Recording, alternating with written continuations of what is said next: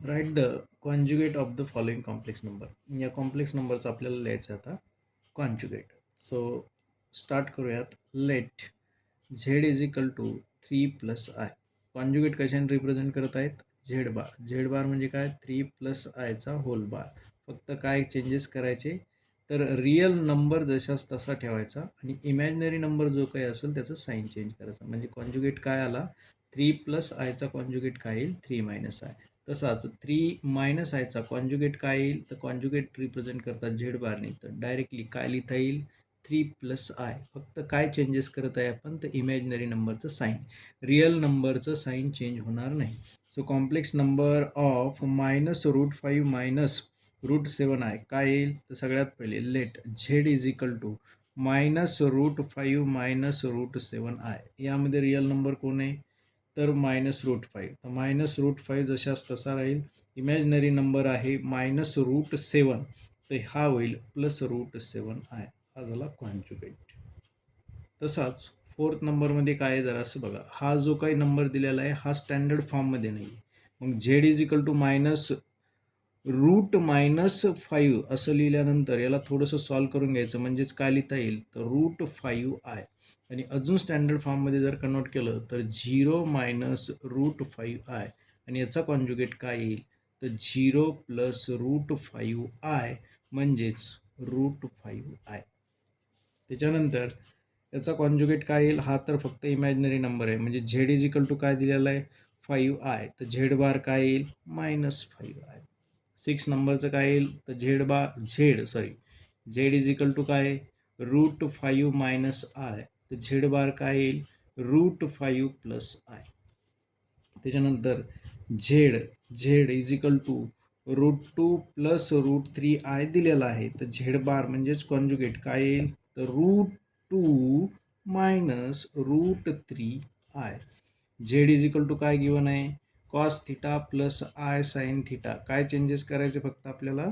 तर इमॅजिनरी नंबरचं sine change करायचं. म्हणजे cos theta as it is -i sine theta. हे सगळे काही एक्झाम्पल होते कॉन्जुगेट कसे फाइंड आउट करायचे आहे ते आपल्याला आता सॉल्व करायचं आहे. क्वाड्रेटिक इक्वेशन तुम्हाला तर माहिती आहे. क्वाड्रेटिक इक्वेशन म्हणजे काय असतंय? तर इथं आपण सिम्पली काय लिहिणार? Compare with. जे काही इक्वेशन दिलेलं आहे ते कम्पेअर करणार कुणासोबत? ax² + px + c = 0. हे आहे स्टँडर्ड इक्वेशन. कुणाचं आहे? क्वाड्रेटिक इक्वेशनचं. हे जर कम्पेअर केलं त्याच्यावरून आपल्याला व्हॅल्यू लिहिता येतील. कशाच्या व्हॅल्यू? ची व्हॅल्यू किती आहे? 8. ची व्हॅल्यू किती आहे? 2. आणि ची व्हॅल्यू किती आहे? 1. ए म्हणजे कोण आहे? तर x² कोएफिशियंट. बी म्हणजे कोण आहे? तर एक्सचा कोएफिशियंट. आणि सी म्हणजे काय आहे? तर कॉन्स्टंट किती आहे. याच्यावरून सिम्पली आपल्याला फॅक्टर पाडायचे. तर फॅक्टरचा फॉर्म्युला आपल्याला माहिती आहे. म्हणून काय लिहित आहे मी? We know. काय नो? तर x which is equal to -b + or -√b² - 4ac upon twice a. तर अगोदर आपण हे एवढंच सॉल्व करून घेऊ. म्हणजेच काय? √b² - 4ac which is equal to √b². बीची व्हॅल्यू किती आहे? म्हणजे 2चा स्क्वेअर -4ac. ए किती आहे? 8. आणि सी किती आहे? 1. सो याला जर सॉल्व केलं तर √4 - 8 4 जा 32 √-28. आणि √-28 आपण प्रिव्हियस व्हिडिओमध्ये बघितलं होतं की मायनस जर रूटमध्ये येत असं तर रूटमध्ये एक रिअल क्वांटिटी ठेवायची आणि फक्त मल्टिप्लिकेशनमध्ये काय लिहायचा? आय म्हणजे काय येणार आहे? हा imaginary number. So therefore X is equal to formula काय आपल्याकडे? याला कन्सिडर करू आपण इक्वेशन नंबर फर्स्ट. तर फॉर्म्युला आहे आपल्याकडे -b. म्हणजे याला काय लिहूयात? फ्रॉम फर्स्ट इक्वेशन नंबर 1 वरून -b. बीची व्हॅल्यू किती आहे आपल्याकडे?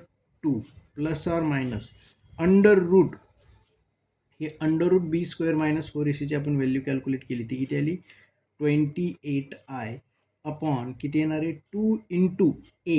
ए किती आहे आपल्याकडे? 8. म्हणजे याला काय लिहिता येईल?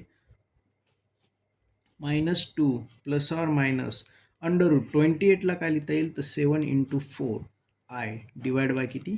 16. त्याला थोडंसं अजून थोडंफार सिम्प्लिफाय करता येईल. -2 ± 4चं स्क्वेअर रूट निघेल 2 √7 as it is × i upon 6. अजून वरतून कॉमन निघेल 2. तर काय राहील? -1 ± under route 7i divide by किती? 16. आणि हे जर कॅन्सल केली तर राहील 8. म्हणजे एक्सच्या 2 व्हॅल्यू भेटतील आपल्याला. -1 प्लस √7i डिवाइड बाय 8 ही एक व्हॅल्यू आणि दुसरी व्हॅल्यू भेटेल आपल्याला -1 मायनस √7i डिवाइड बाय 8. त्याला म्हणायचं फॅक्टर. कुणाचे आहेत हे फॅक्टर? क्वाड्रॅटिक इक्वेशनचे फॅक्टर. दुसरं इक्वेशन आहे आपल्याकडं 2x² minus √3x plus 1 is equal to 0. परत काय करणार आपण याला? कम्पेअर करणार. कोणासोबत कम्पेअर करणार? Compare with ax² plus bx plus c is equal to 0.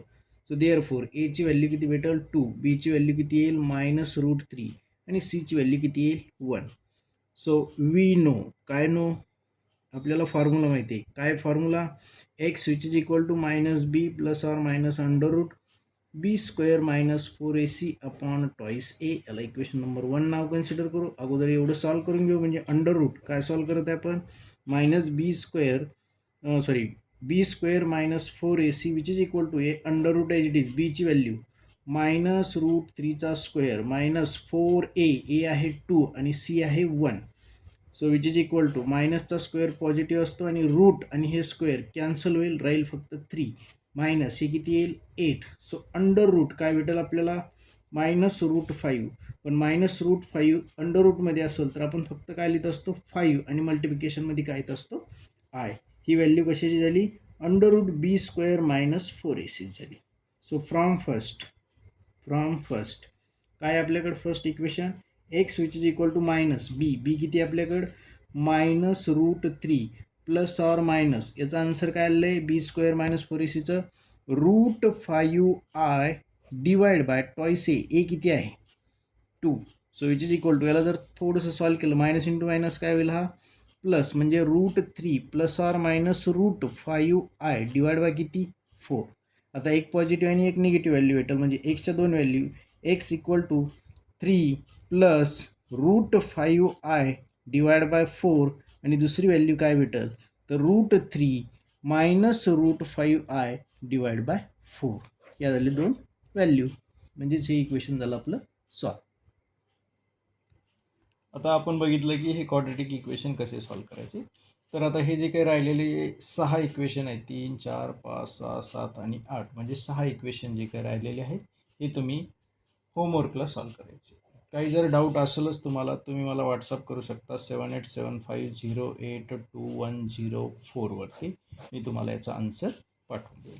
आता याला सॉल्व करण्यासाठी तुम्हाला कशाची व्हॅल्यू माहिती पाहिजे? तर एची व्हॅल्यू. पहिल्या इक्वेशनमध्ये एची व्हॅल्यू किती आहे? 3, बीची व्हॅल्यू किती आहे? -7 आणि सीची व्हॅल्यू किती आहे? 5 आणि हे तुम्ही फॉर्म्युल्यात पुट करून सॉल्व करू शकता. दुसऱ्या इक्वेशनमध्ये एची व्हॅल्यू किती आहे? 1, बीची व्हॅल्यू किती आहे? -4, सीची व्हॅल्यू किती आहे? 30.